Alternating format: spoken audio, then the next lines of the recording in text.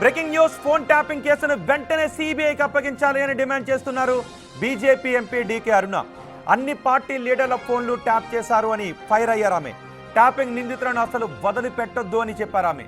భార్యాభర్తల ఫోన్లు కూడా ట్యాప్ చేయడం దారుణమన్నారు. ఒకరి ప్రైవసీని ఎలా భంగం చేస్తారు అంటూ ఆగ్రహాన్ని వ్యక్తం చేశారు డీకే అరుణ. బీజేపీ నేతలు కార్యకర్తల ఫోన్లు ట్యాప్ చేశారని చెప్పారు. అసలు దోషులు బయటపడాలంటే కేసును సిబిఐకి అప్పగించాలని డిమాండ్ చేస్తున్నారు డీకే అరుణ.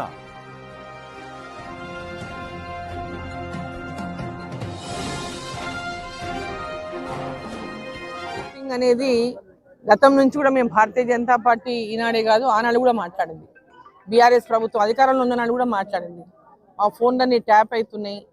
ఈ ఫోన్ ట్యాపింగ్ కేసు విషయంలో ఎప్పుడైతే ఈ రాష్ట్రంలో కొత్త ప్రభుత్వం ఏర్పాటైందో ఫోన్ ట్యాపింగ్ విషయంలో అనేక కేసులు నమోదైనాయో ఇమ్మీడియట్గా ఈ కేసులు ఏదైతే ఉందో సిబిఐకి అప్పగించాలి. సిబిఐకి అప్పగించి విచారణ చేపట్టాలి. దీంట్లో బాధ్యులైన వారిని అందరినీ కూడా తగినటువంటి విధంగా చర్యలు తీసుకోవాలి ఈ కేసు విషయంలో. ఎందుకంటే ఒకరి ప్రైవసీని కంప్లీట్గా ఒకరు హరించడం అనేది చాలా దుర్మార్గం. భార్యాభర్తలు మాట్లాడుకున్నటువంటి సందర్భంలో కూడా ఫోన్లు ట్యాప్ కాబట్టాయి.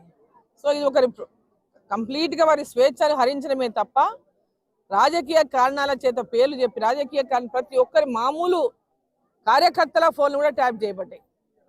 ఎన్నికల సందర్భంగా ప్రతి ఒక్క భారతీయ జనతా పార్టీ కార్యకర్తలు కానీ మా ఫోన్లతో పాటు అనేక మంది కార్యకర్తల ఫోన్లు కూడా ట్యాప్ చేయబడ్డాయి. సో ఈ ట్యాప్ చేసినటువంటి వాళ్ళకి ఎవరెవరికి సంబంధం ఉందో అవన్నీ వివరాలు బయటపడాలంటే ఖచ్చితంగా సిబిఐ ఎంక్వైరీ జరగాల్సిందే. సిబిఐ ఎంక్వైరీ చేయడానికి రాష్ట్ర ప్రభుత్వం కూడా సిబిఐ ఎంక్వైరీని వెల్కమ్ చేయాలా, ఎంబడే సిబిఐ ఎంక్వైరీకి దీన్ని అప్పగించాలి.